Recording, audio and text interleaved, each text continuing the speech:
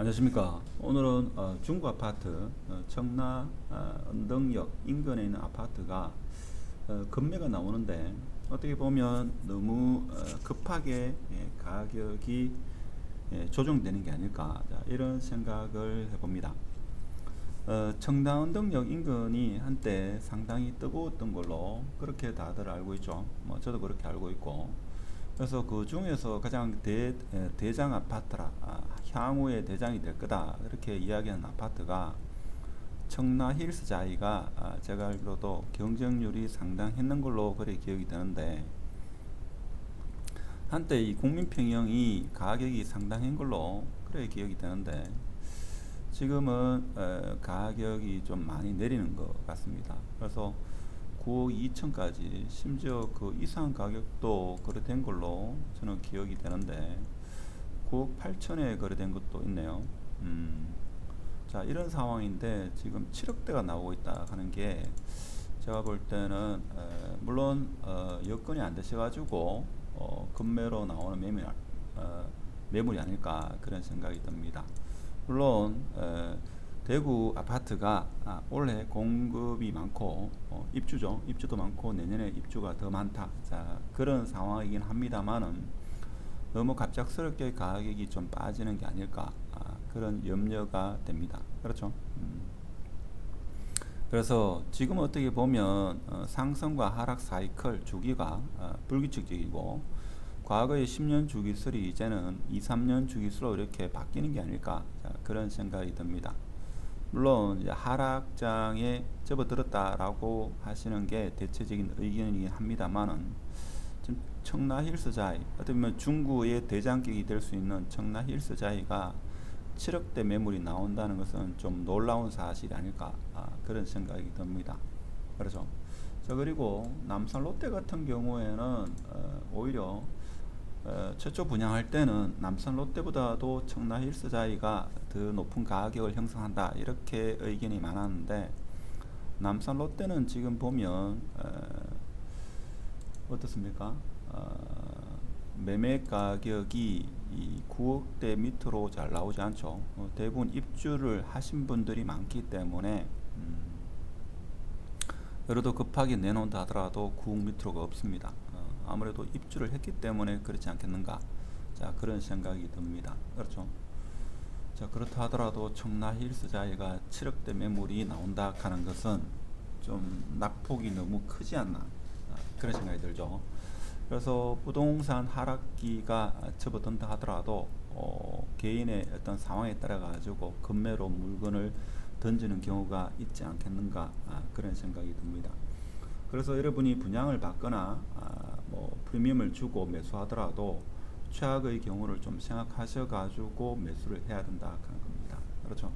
그래서 인근의 아파트 같은 경우에, 대신자이 같은 경우에도 지금 보면 국민평형이 아직 6억대, 이제 6억대가 나오죠. 6억대는 6억대 6억대가 나옵니다. 그렇죠. 7억대, 보통 6억대 중후반 해야지 거래가 된다, 뭐 이런 이야기 하죠.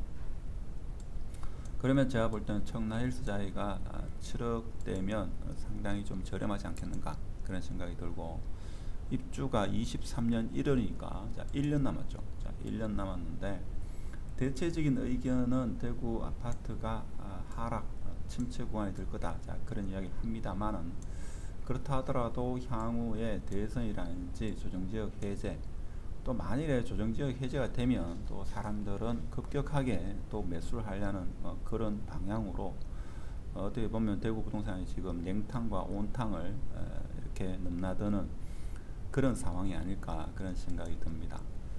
지금 힐스테이트 도움 같은 경우에도 그렇고, 지금 여기 대구역 제일 풍경채 같은 경우에도 보면 피가 상당히 많이 떨어졌죠. 500만원 가는 거 어떻게 보면 마이너스 프리미엄이 될 수도 있는 겁니다. 그렇죠.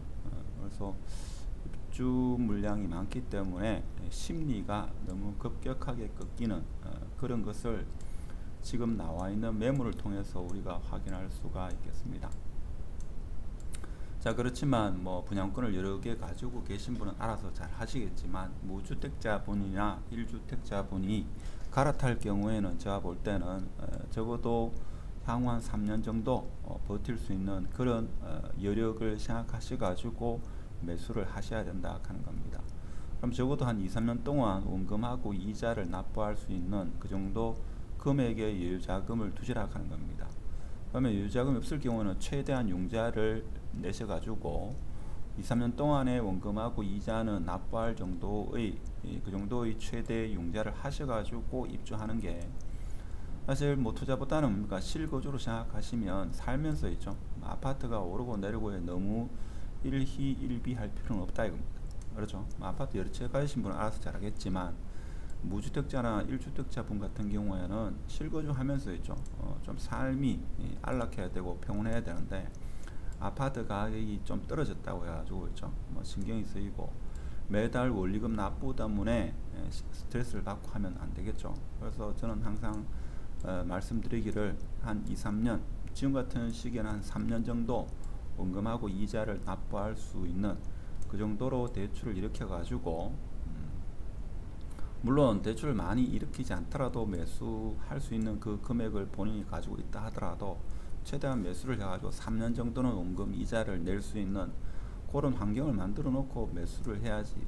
아파트가 지금 대체적으로는 좀 하락기에 접될 거다라는 게 대체적인 시각인데 아파트 가격이 떨어지고 원리금 납부에 심리적으로 부담을 느끼면 사는 게 그렇게 유쾌하지는 않을 겁니다.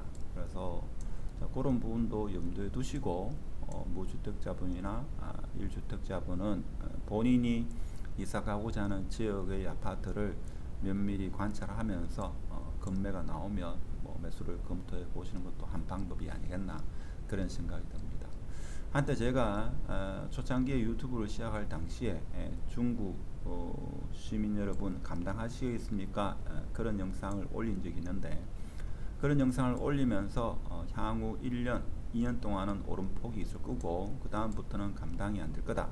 자, 이런 말씀을 드렸는데 지금 이제 서서히 중구가 내년부터 해가지고 입주 물량이 태평로 구간으로 해가지고 많이 나올 겁니다. 나오면 감당이 어떻게 될 거냐, 자, 이런 거를 생각하셔야 되죠. 그래서 그 당시에 제가 말씀드릴 때도 22년, 3년에 어려운 시점은 오겠지만 그때까지 가격이 얼마나 오를지는 알 수가 없다 하는 것입니다. 근데 2020년이었죠.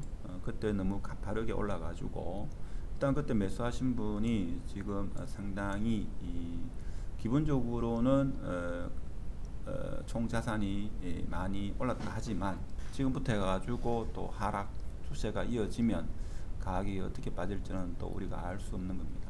근데 지금 중고 아파트가 분양권 상태인데 너무 급격하게 좀 떨어지는 게 아닐까 좀 걱정이 되는 시점이죠.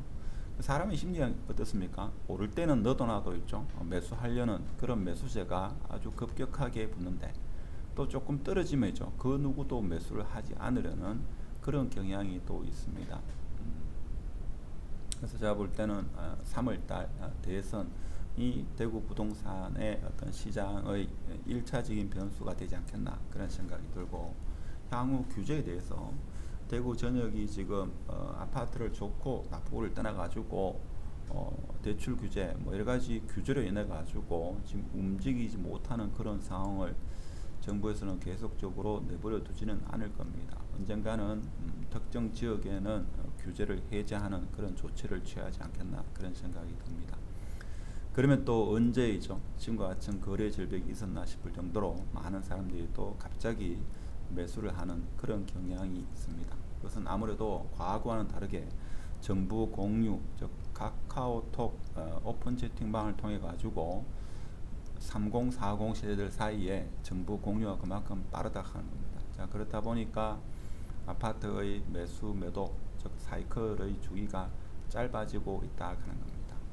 자, 오늘은 간단하게 대구 중구 아파트 중에서 중구의 대장이라고 한때 불렸던 청라힐스자이가 가격이 너무 급격하게 빠지는 게 아닌가 하는 그런 염려와 향후에도 여러가지 어떤 아파트의 신호 흐름이 보일 거다라는 겁니다. 지금 같은 시기가 계속적으로 이어지지는 않을 거라 그런 생각이 들고, 그렇지만 올해도 입주 물량이 많고 내년에는 더 많기 때문에 무주택자분은 좀 신중을 기하시고, 특히 자금에 대해서 원리금에 대해서 최소한 3년 정도의 여유자금을 두시고 그렇게 매수를 검토하시라는 말씀을 드리고 오늘 영상은 마치도록 하겠습니다. 감사합니다.